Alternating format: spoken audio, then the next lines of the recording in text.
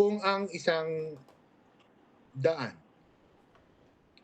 o dili kaya isang lupa, kung ang isang lupa at mga bahay-bahay Mm, ay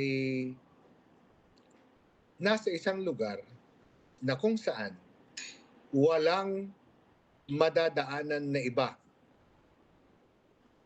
at ang daan na ginagamit ay yan ang pinakamalapit sa highway. At siyempre pa, Bombulids, kung ito ay matagal nang ginagamit, ito po ay hindi po pwedeng saraduhan. mm, Available po yan sa mga kalugar. Kaya lang, Bombulids, kung merong medyo hindi pagkakaintindihan, mainam na mag-refer po tayo sa batas. No? Para walang away-away ang mga magkakabarangay. No? So, Bombulids, dalawang uri na kung saan ang isang daan ay pwedeng magamit mm, ng barangay o dili kaya magamit ng isang pribado na tao kung siya lamang ang dumadaan dito. Paano? Sa pamamagitan ng pagbili ng lupa mm, na dadaanan, Bombulids.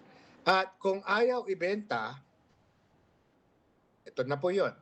Pag ayaw ibenta po yung daan na ito, yung mga gumagamit ng daan, sila po ay po pwedeng magkaisa mm, at sila po ay mag-file ng kaso ng right of way.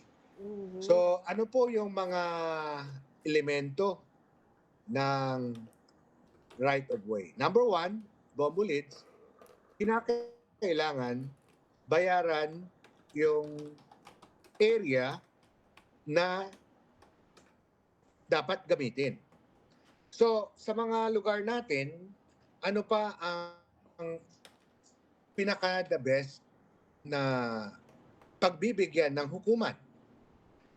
Sa panahon na ngayon, na kung saan lalong-lalo na tayo po ay disaster prone, mm, lagi pong nagkakaroon ng bagyo, ulan na malakas at saka apoy, no? Sunog. Ang pinaka-the best po na luwang ay yung makakapasok ang isang fire truck. So that is about 3 meters dapat sana ang luwang. So, paano gagawin nito mm, kung may kaya, mayaman ang ating mga kalugar na gagamit ng daan?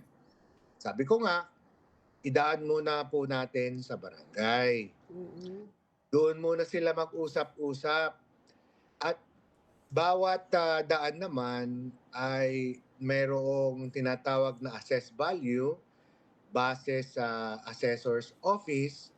Doon naman malalaman kung magkano ang dapat ibigay. mm, Ang tawag po dyan ay just compensation. Yung karapat dapat na ibayad. So, ang meaning ng just compensation ay yung amount, lalo na kung pampubliko ito, Bombulids, mm, ay ito po yung pwede na po yung assessed value naman dahil pati yung may-ari pwede rin din niyang gamitin para daanan, para pumasok doon sa kanyang sariling lupa. mm, Pangalawa, Bombulids, nakalagay ito doon sa list. Ito yung lugar, punto ng daan na kung saan hindi magastos doon sa may-ari ng daan, lupa na dadaanan ng ating mga tao. So, shortest route, saan ba ang pinaka maikli na daan? No? At pangatlo, Bombo Leads, siyempre, kinakailangan ito po ay magamit din ng mga tao na nangangailangan dito. Yung mga tao na nasa likod. So, Bombo Leads, that is one. Yan ang isa sa uri kung paano ma-acquire, mabili ang right of way. Subalit, Bombo Leads, meron din tayong tinatawag na doktrina ng eminent domain.